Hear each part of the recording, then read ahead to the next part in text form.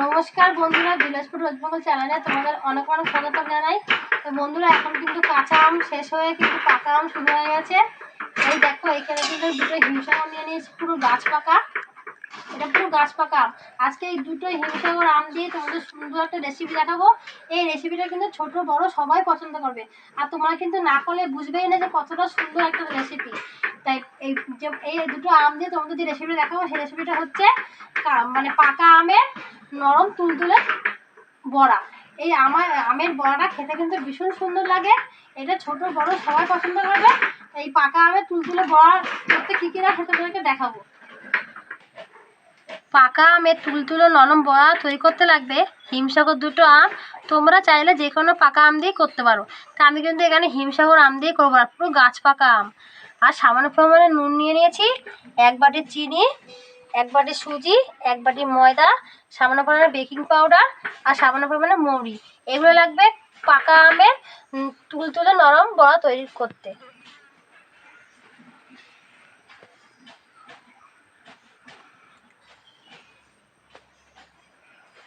প্রথমে আমটাকে ধুয়ে তারপর কেটে নেব।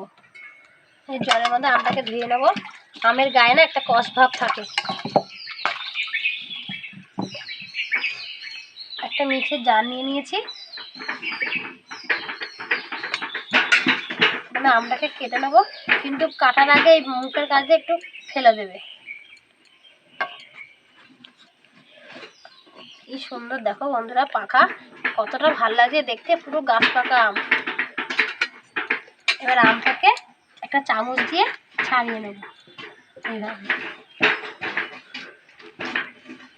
আর দেখো কিরকম রস পড়ছে, গাছ পাকা আম না, আর কি সুন্দর একটা গন্ধ।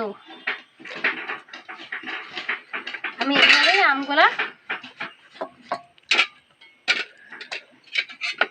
বের করে নেবো চামচ দিয়ে। আমি কিন্তু এখানে দুটো আম দিয়ে করব, তোমরা চাইলে আমি কিন্তু তোমাদের দুটো হিমসাগর দিয়ে দেখাচ্ছি, তোমরা চাইলে কিন্তু বেশি করে আম দিয়েও করতে পারো। দেখো আমি কিন্তু আটির গা দিয়েও পুরো ছাড়িয়ে নিচ্ছি। আর একটা আম আছে ঠিক সেম এইভাবে আমি কেটে নেব।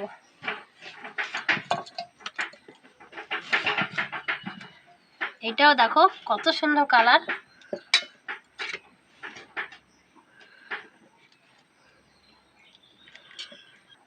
পাকা আমের পালগুলা বের করে নিয়েছি। এই দেখো কতটা হয়েছে দুটো আমের। এবার হাতটা ধুয়ে তোমাদেরকে আবার দেখাবো। এবারে এই আমের মধ্যে দিয়ে দেবো 1 বাটি চিনি। তোমাদের বাড়ি যদি মিক্সি মেশিন না থাকে, তোমরা কিন্তু প্রথমে আমটাকে বের করে হাত দিয়ে চটকে নিলেও কিন্তু হবে।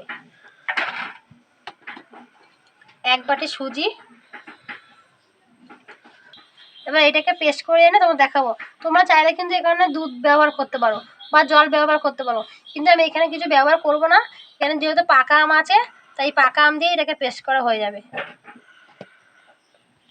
সব একসাথে পেস্ট করে নিয়েছি, আর ঠিক এইভাবে পেস্টটা করবে, বেশি কিন্তু মিহিন করবে না। এবার ঢেলে নেবো একটা পাত্রের মধ্যে।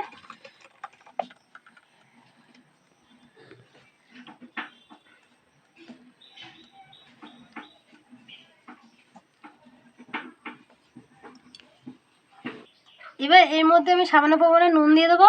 তোমরা যে কোনো মিষ্টি টাইপের জিনিস খাবার তৈরি করলে কিন্তু 1 ফোঁটা নুন দেবে, তাহলে কিন্তু খেতে ভালো হয়।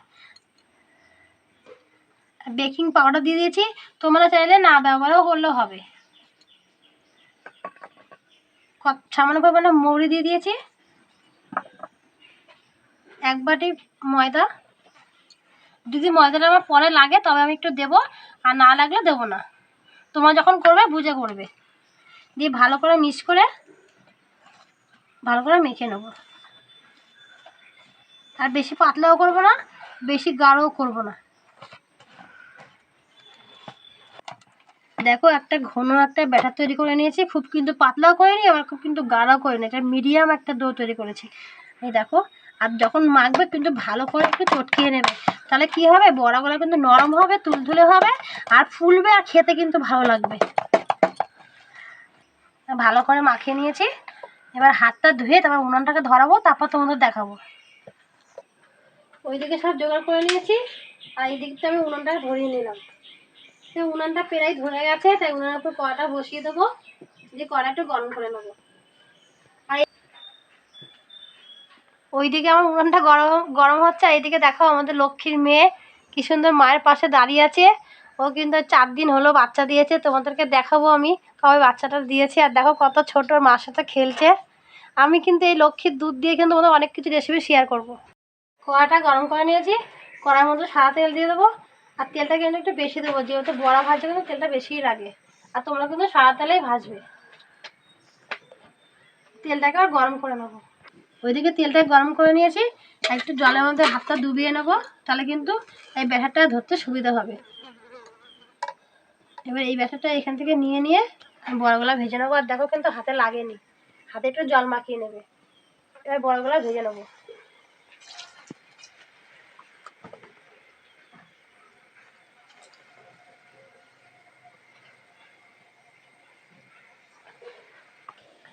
আর বেশি কিন্তু আঁচ দেবে না, কম আঁচে করবে।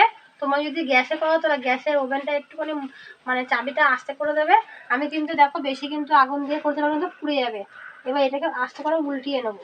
এই দেখো কত সুন্দর উল্টানো যাচ্ছে। আর দেখো বড়গুলা কিন্তু কত সুন্দর ফুলছে আস্তে আস্তে করে। বড়গুলা এইভাবে উল্টে পাল্টে ভেজে নেবো। দেখো বন্ধুরা কতটা সুন্দর হয়েছে। দোকানে যেমন ফুলুরি কিনে খাও না, ঠিক ঠিক ফুলুরির মতন দেখো। আর কত নরম তুলতুলে দেখো বড়াটা। ঠিক এরভাবেই লালচে বাদামি কালার করে ভাজবে। বেশি কিন্তু পুরা বাদামি খেতে কিন্তু ভালো লাগবে না, ঠিক এইভাবেই ভাজবে। এবার হাতা দিয়ে ভালো হচ্ছে না, খুন্তি দিয়ে, তাই আমি একটা এটা নিয়ে নিচ্ছি। তেলটা ধরা হবে।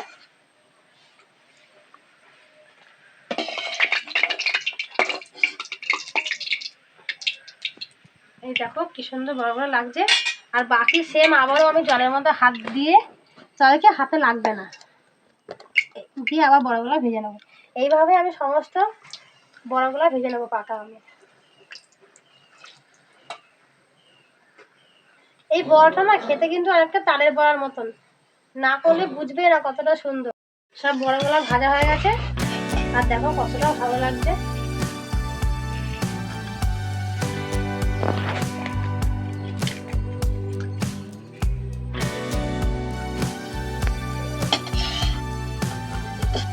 আমার পাকা আমের নরম তুলতুলে বড়াটা হয়ে গেছে।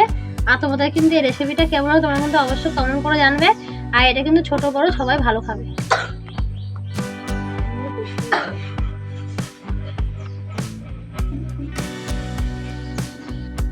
আমার পাকা আমের বড়া হয়ে গেছে।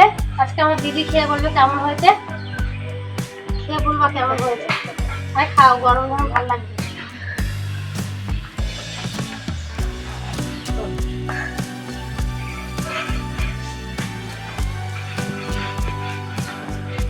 Very tasty, very tasty. আর বন্ধুরা তোমরা আমার পাশে থাকবে, আমাকে এগিয়ে যেতে সাহায্য করবে। আমি তোমাদের কাছে বিভিন্ন রকমের রেসিপি শেয়ার করতে পারি। ধন্যবাদ, পরবর্তী দেখা হবে। আর তোমরা ভালো থাকবে, সুস্থ থাকবে। টাটা।